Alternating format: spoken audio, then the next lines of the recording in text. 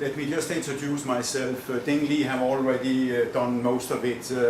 I retired from the rat race something like 10 years ago and have during these years been a full-time wildlife photographer working for a number of NGOs to supply pictures and whatever images they may need in their work.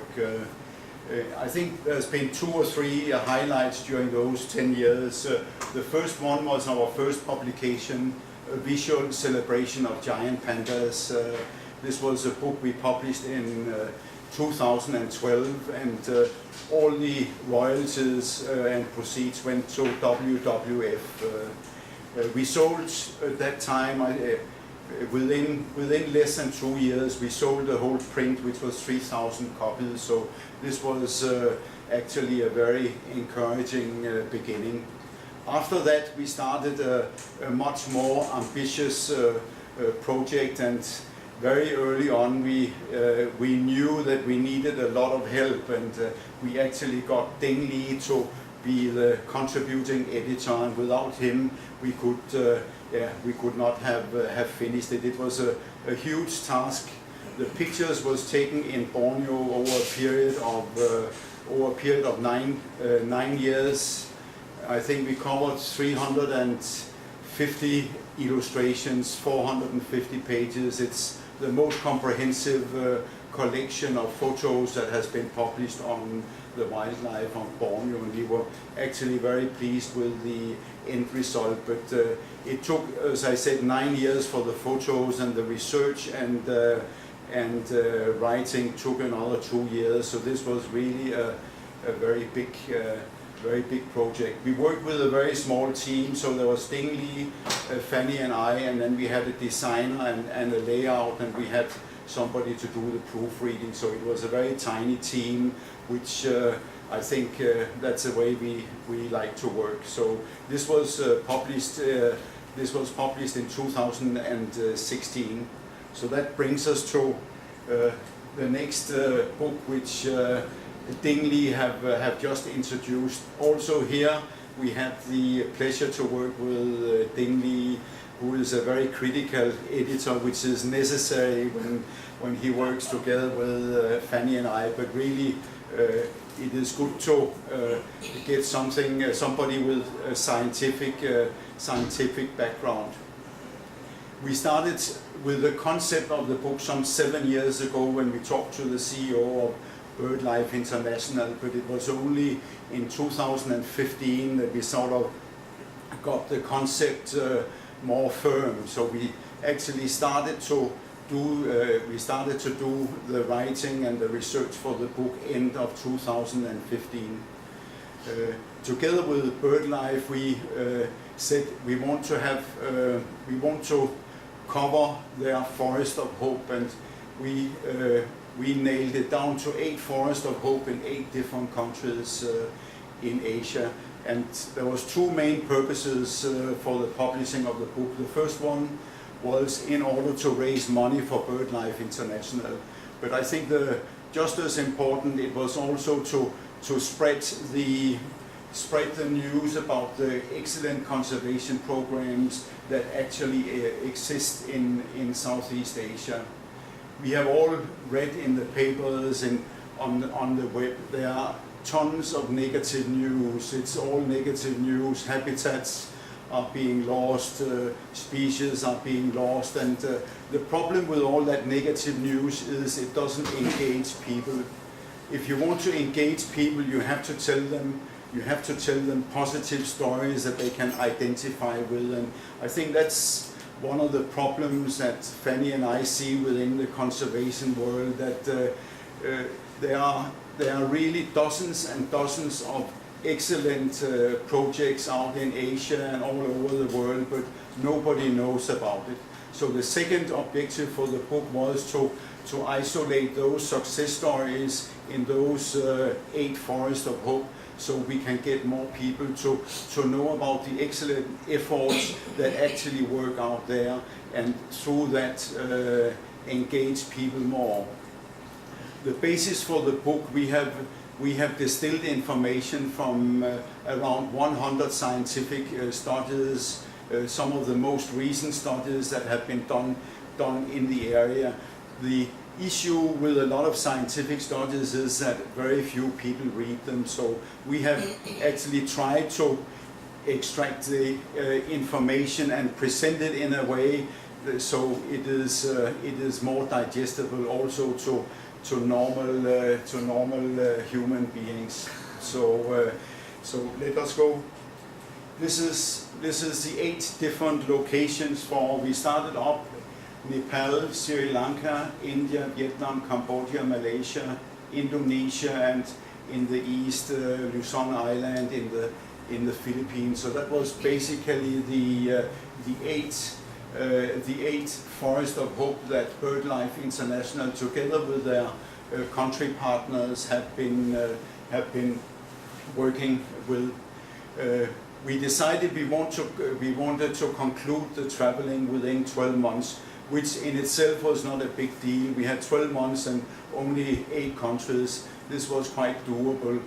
The problem was that we wanted to visit each place where we could capture and see the iconic species, because during the rainy season most of the places some of them are shut down, they're not even open. So to find the opening and find the right time of year to visit each location, that turned out to be not easy, but we got tremendous help from all the BirdLife partners all over Asia. So this was, in the end, we are actually quite pleased with the results.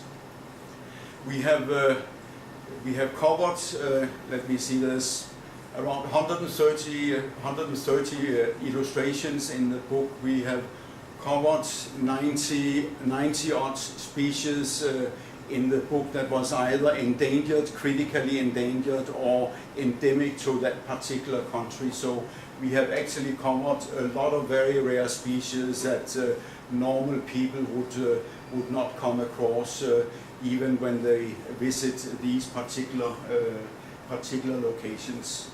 I'll show you one of the most beautiful birds we saw. It's not particularly rare, but it's not common either, the rufous-necked hornbill. You can find it? Oh. Let's see. Just go back. Yeah, okay. The rufous-necked hornbill, you can find it from the eastern parts of the Himalayas to the northeastern part of India, all the way over to the Annamite mountain in Vietnam. But really this is, if you have to say which is the most beautiful sort of being that we saw during the trip, this is the one. I think it's really, it's really quite nice. But let's go over to Bardia National Park. This is a national park in the extreme western part of Nepal. It is not as famous as Chitwan, which is more accessible from Kathmandu, but we stayed in this park. We stayed for one week. On the second day, we saw this herd of elephants that was crossing our path. We were sitting together with the driver and our local guy, and he said, this group of elephants, they're going down to the river. They want to have a swim down there, and they want to have something to drink. This was still during the dry season. So we let the elephants pass, and we went on our way down to the riverside, and rightly after 20 minutes, 25 minutes, we saw this herd of elephant coming down there. There was around 15 of them, and it was quite a joy to see. In Asia there are not many places where you see so many elephants, at least in one place. But look what happened later on. Another herd of elephant emerged on the other side. There was another 15, so this was around 30 of them. Before they came over on this side here, they were swimming in the water, drinking, and you could see they were talking they were communicating to the other. Half an hour later, a third group of elephant joined, and our local guide became more and more excited. He had never seen so many elephants in Bardia National Park in one go. This was close to 50% of the total elephant population there, which was just over 100. So this was really, really fantastic. And you can see we had a very clear view. There's old ones and small ones and babies, and this was really wonderful. And they were totally relaxed. You could see they were not stressed or anything. You can see this one here. There are two youngsters. This one is pulling the tail of the brother, and there's a little brother wanted to join the fun, but he is not quite big enough. But we counted sort of between 40 and 50 elephants in this particular gathering. And sorry, let's just go back. The guide said he had never seen that many. He was speculating. This was the day before the supermoon happened, so he was not sure whether the supermoon had anything to do with the gathering. This was the 14th of November 2016, so he didn't quite know. In the end, we saw there was a male elephant. Normally they go on their own, but he looks a little bit sad. I'm sure he would like to have joined the fun, but normally they stay on their own. Other iconic species there, one-horned rhinoceros, quite rare. You can find them in Nepal and India.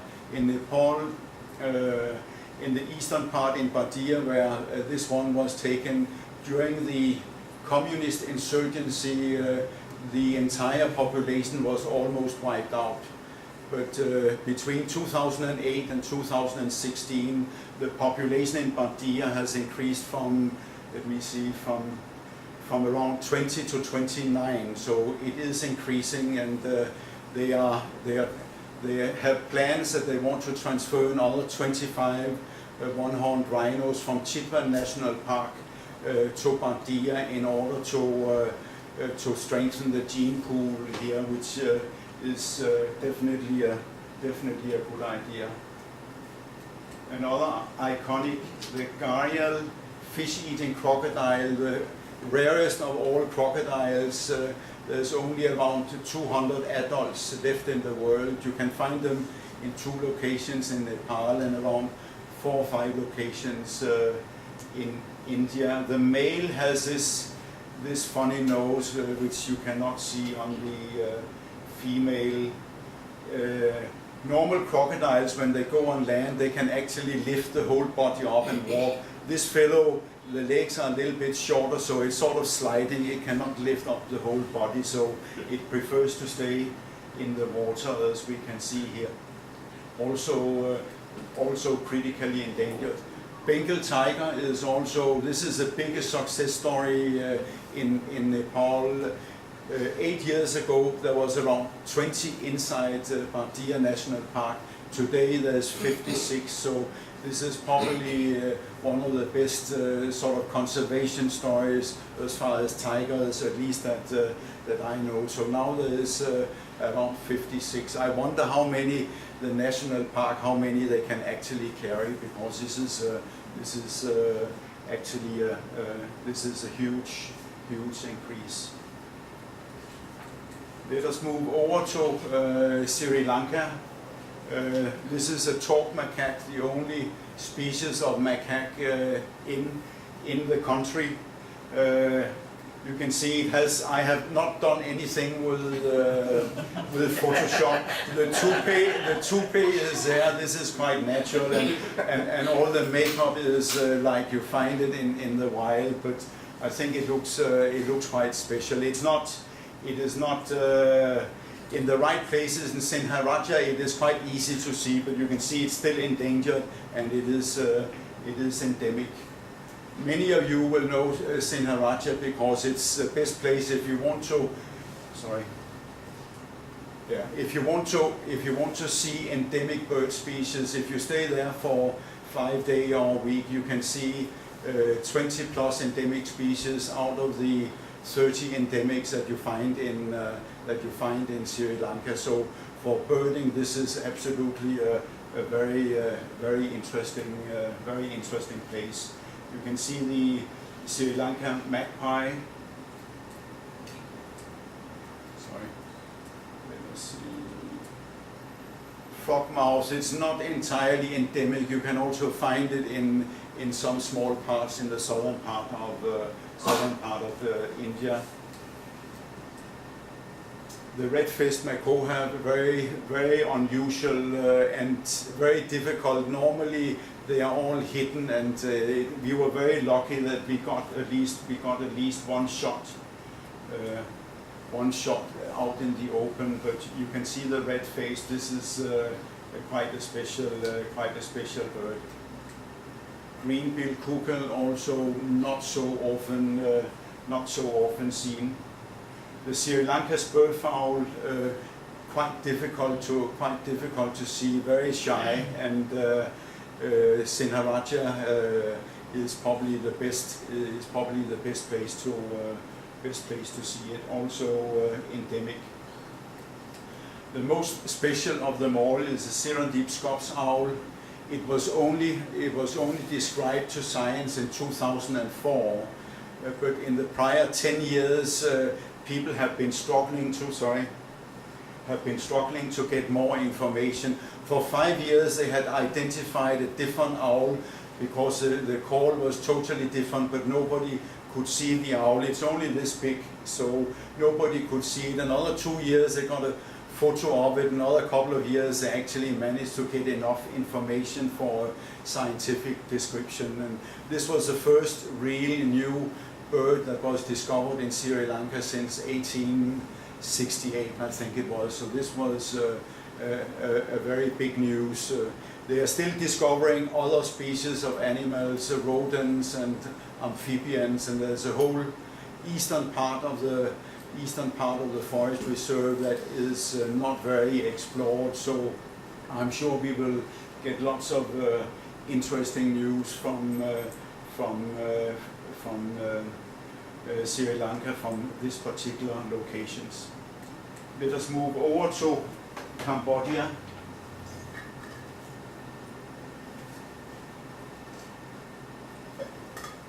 The Forest of Hope in Cambodia is called Western Simpang.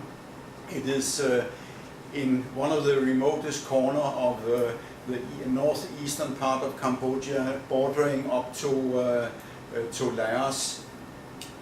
And the main attraction up there, it's one of the only locations in Asia, if not the world, where in a single place you can find five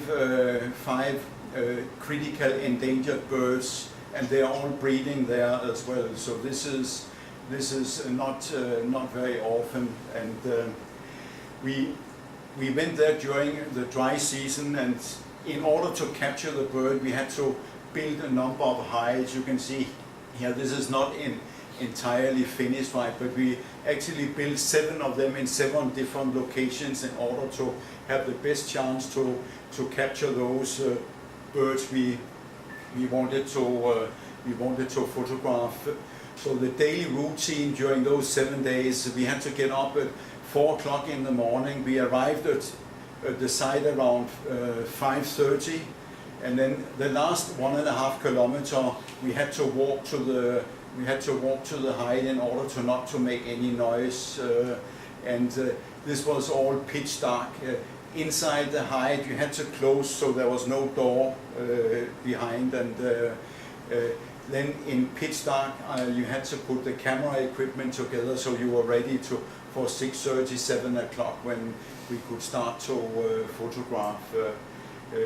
It reminded me a little bit in my young days. I was in the Danish Air Force, and one of the dreaded exercises was disassemble your rifle and put it together again in pitch darkness, and there was springs and all sorts of things. So this was no joke. Luckily, it was a lot easier to assemble your camera stuff in the dark. So it actually was not any big issues.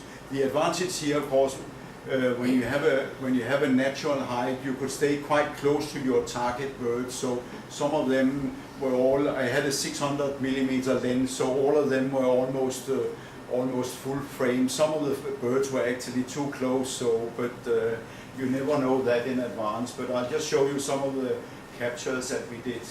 Woolly-necked stork we saw on several occasions. Very rarely you see these birds so close. Normally you see them in the distance, or you see them flying.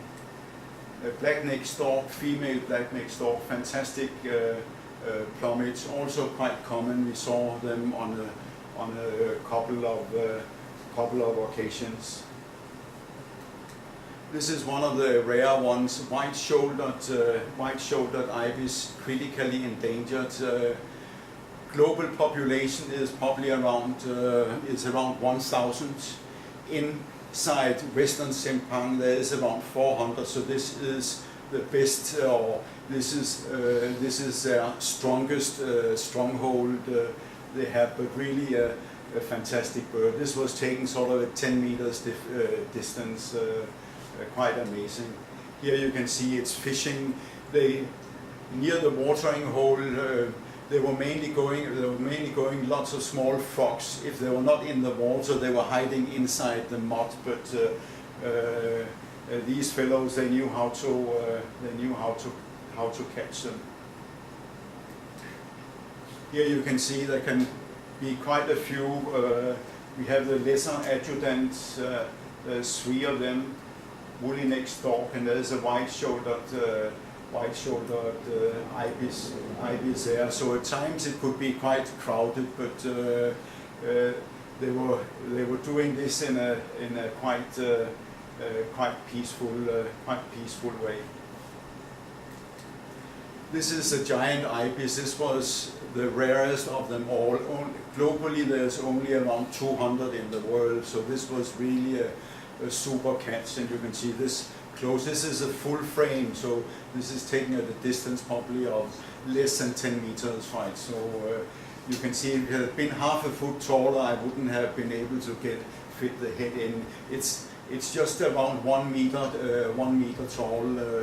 There was actually 3. There was 2 adults and 1 juvenile there, but I couldn't get them into the picture, and they came. I only saw them close up one morning. They came quite early, and suddenly I was looking. You had the pond in front of me. Suddenly I could see over this side something was moving, and these wonderful birds, they were slowly moving.